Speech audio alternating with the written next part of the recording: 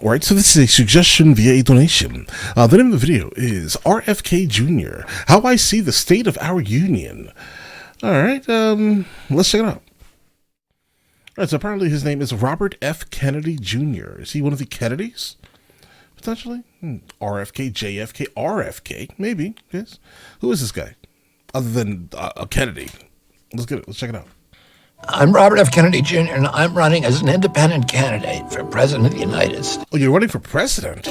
I grew up in an America that seemed to have achieved its promise as an exemplary nation.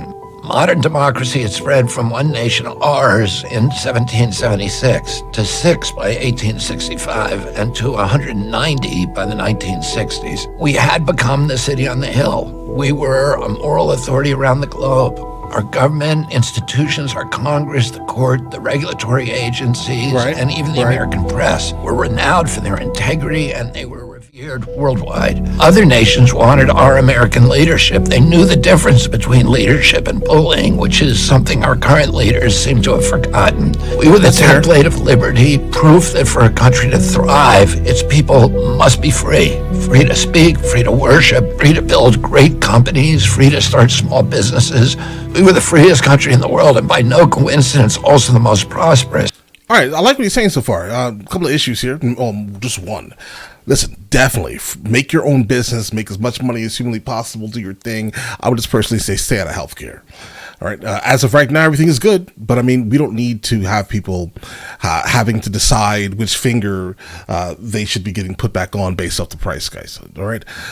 Let's stay out of healthcare. Everything else, sure, do your thing. Working Americans could provide for their families on a single salary. They could buy a home, raise a family, save for retirement without mountains of debt. We made the best music, we made the best movies, we made gold standard automobiles that everybody in the world wanted. We made blue jeans, we reconstructed Europe, we put men on the moon. We have the world's healthiest, best educated children. Our productivity, ingenuity, our can-do spirit were the envy of the world. We had confidence in our strength, our capacity, and the limitless potential of our country. Yeah, we had serious racial and environmental problems, but in the heady days of my youth, the environmental movement and the civil rights movement were picking up steam. My father and some of his allies were fighting to eliminate the last pockets of hunger in Appalachia and the Who is his father? Mississippi Delta and on the Indian reservations. And we became for the first time a true constitutional democracy in this country with all races voting and holding political office. Other countries aspired to be like us, and our children grew up proud of their passport, proud of their flag. My uncle, President Kennedy, left us a legacy of peace and the hope of ending the arms race and winding down the Cold War. Those were the traditions of freedom, prosperity, and peace that my father, my uncle, and Martin Luther King Jr. were striving to protect and advance. In the half-century since their deaths, we've lost touch with that vision for our country. All right, guys, I mean, I have no idea who this person is. This is my first encounter with him. I think his message is a message of, what we once were. And for some reason, we are absolutely not any longer. I would like to get into the reasons why we are like the way we are now, because we are not number one in anything really, except military spending. That's about the extent of our number oneness, right? If we can get back to that point, that'll be amazing, right? It'll be beneficial for every single American out there, guys. And I want to tell you right now that we can still restore that America, the America that almost was, and yet may be. But we have to start by being honest with ourselves. Neither my uncle nor my father would recognize the version of America that we have today.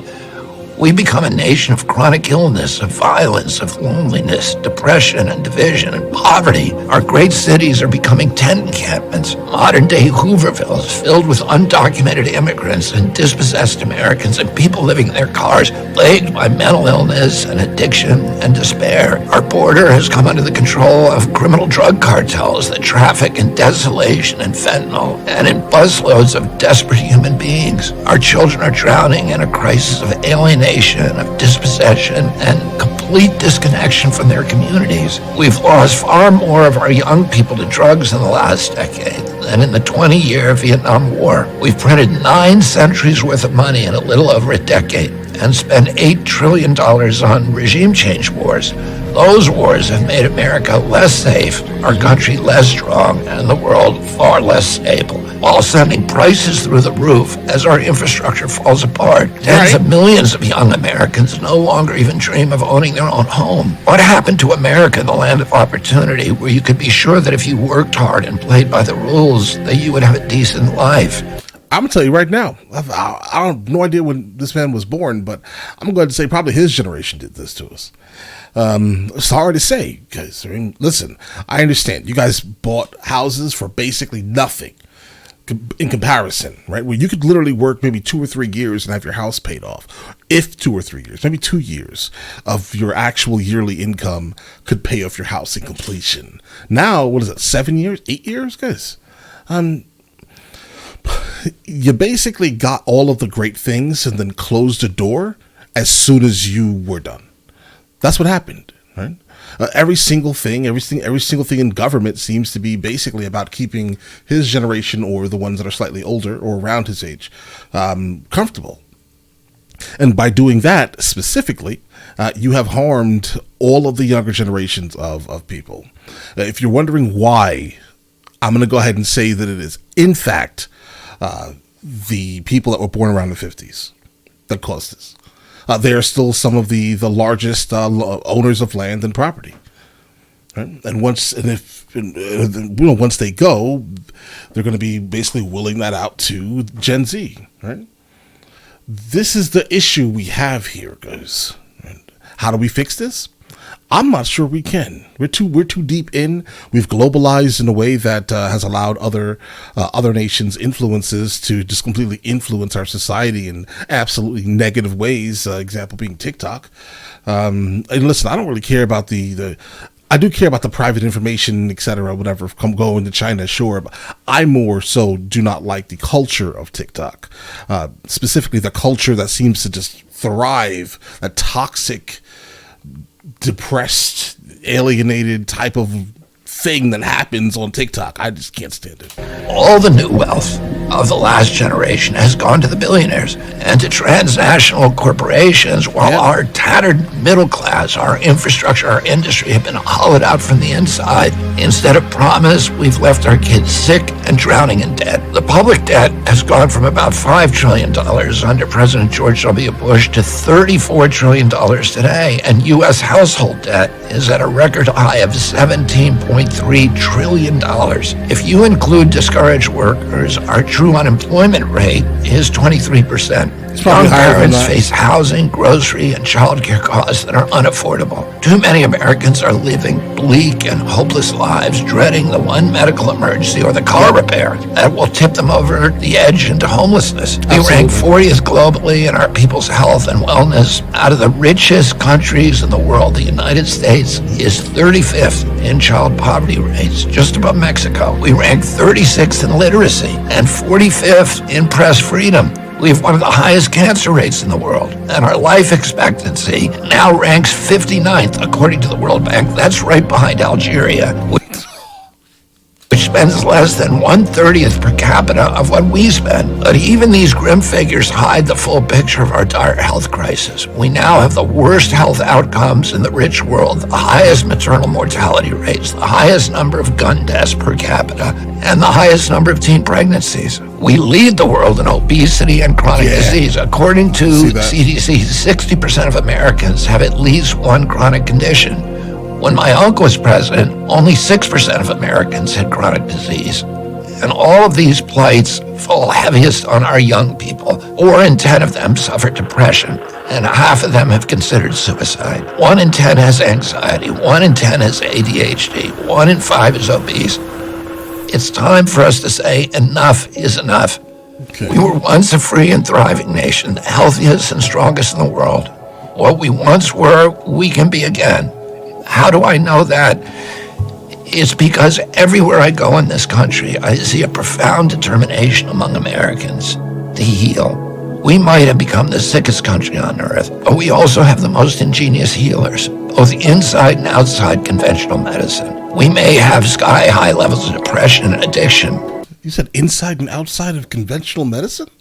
I'm sorry. I'd rather science, bro. But either way. Outside conventional medicine. I don't We know may which have doctor- sky-high levels of depression and addiction, but we also have innovators who have opened up new frontiers in recovery. We have some of the world's most depleted agricultural soils, but also some of the world's most innovative and energetic regenerative farmers. We have serious economic problems, but we also have the brightest and most ambitious entrepreneurs. We face hunger and homelessness, and yet we meet it with the highest philanthropic rates in the world and bottomless kindness and compassion. We may be on the mat today, but we can be on our feet and happy and healthy and strong again with good leadership tomorrow. Our people and our system were built for resilience. And here's the most important thing I want to tell you about the state of our union. Our nation seems more divided than ever, but Americans everywhere want to heal that divide. Our nation has become artificially divided by political forces that can survive only when we, the people, are at war with each other. People are tired of being manipulated by fear.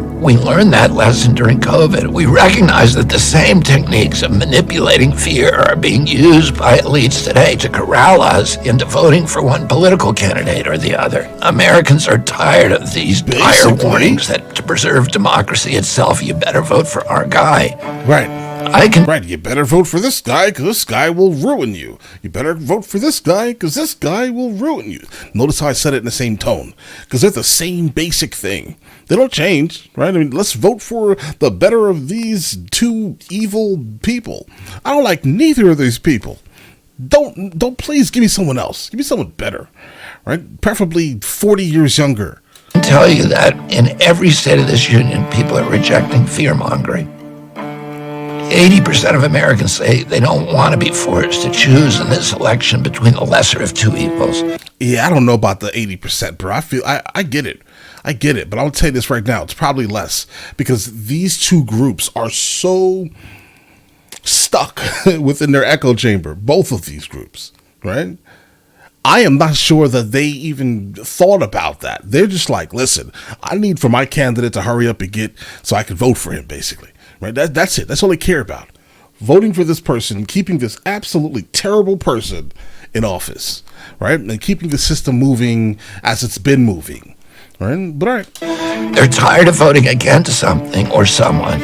I see it in the crowds of mixed Republicans and Democrats and independents who attend my rallies that a growing number of Americans are rejecting divisiveness. They're ready to unite, to rebuild this country, and to fulfill the promise of the America of my youth. They're ready to vote for something and for someone they like, for someone who represents hope and healing, for someone with an inspiring vision for America's future, for a future that they can believe in. So that's the State of the Union that I want to bring you today. It's a nation that hungers to heal. It's a nation ready to face reality, to rebuild, to end the forever foreign wars, to clean out the corrupt Washington establishment, and to turn again toward peace, freedom, good health, and prosperity. Right, when I like we that. unite in that vision, we're going to be unstoppable. Thank you, and God bless you. All right. So a couple of things here, guys. If you've been following me long enough, you should definitely know that I'm generally not someone who likes royalty or any type of dynasties. All right. I think what he said here was fair. Nothing was crazy or like offensive. It's weird actually hearing him speak of things because generally when we encounter, any of these presidential candidates speaking, we expect to hear multiple gaffes or multiple level of offensive things that for some reason are dog whistles. Weird things, right? We generally are just like, it's like, bro, I don't like neither of you. Right? But again, I also strongly detest any type of royalties, royal families, like the Kennedys, right? Who are our royal families? The Kennedys. Let's say now we have the Trumps, the Vanderbilts, and right, the Obamas going forward. I'm sure, right? Just understand this here. That in itself tells me I don't know if I like this, right? Do I really want to say? Do I really want to lengthen this dynasty? Not really. at all. I don't. But I like what he says. So now I'm conflicted, generally. Do I like this? I don't know. It's fair. It's extremely fair. What he said was fair. It's just surprising that it's not like like super offensive or filled with errors and things. I don't know. Good luck, I guess. You're gonna need it. I don't. I'm not sure if you're going to win it. Right? Obviously, it's not being a Democrat or a Republican. So that's the thing. But overall, his message is solid. What he is going for, what he's speaking about, is great. It would be nice if we can kind of get back to the point where things were less divisive. Right? But is it plausible? I don't know. It would be nice if we can get back to the point where it took 2.6 years or so to actually pay off a house in completion based off of the overall the national median income. Right? That'll be amazing. Let's say all the houses you want, all the crazy houses that are like $1 million right now, were to drop down to the point where the average person, based off median income, could basically save 2.6 years and pay off their house. Right? If that was the case, that would bring the houses down to what? Median income. Let's just say bring the houses down to 150 to 200, to maybe on a higher end 250. You can imagine $250,000 is a lot of money. It's always been a lot of money, but for some reason nowadays it's not really not much money at all. Specifically, if you're looking for a house, right? So, if we can get these house prices down to the point where it's actually affordable to live, that'll be an amazing thing. Absolutely. That's my only thing here. I'm pretty much a single issue type of, well, I'm not really single issue anymore, but I used to be a single issue type of voter. Now, so I care about, obviously, the economy. It's extremely important. Correcting inflation, getting rid of the ATF completely. All right. Rehabbing the IRS also. Okay. And getting rid of BLM. Referring to the Bureau of Land Management, because okay, you have to say that. You get what I'm saying here. All right. Getting rid of these 3-letter organizations, starting with the ATF right now. Get rid of them. I beg of you. Whoever says they're going to get rid of ATF, I will vote for you. That's basically where I'm at. All right. Okay. But all right, listen, that's it. He's solid.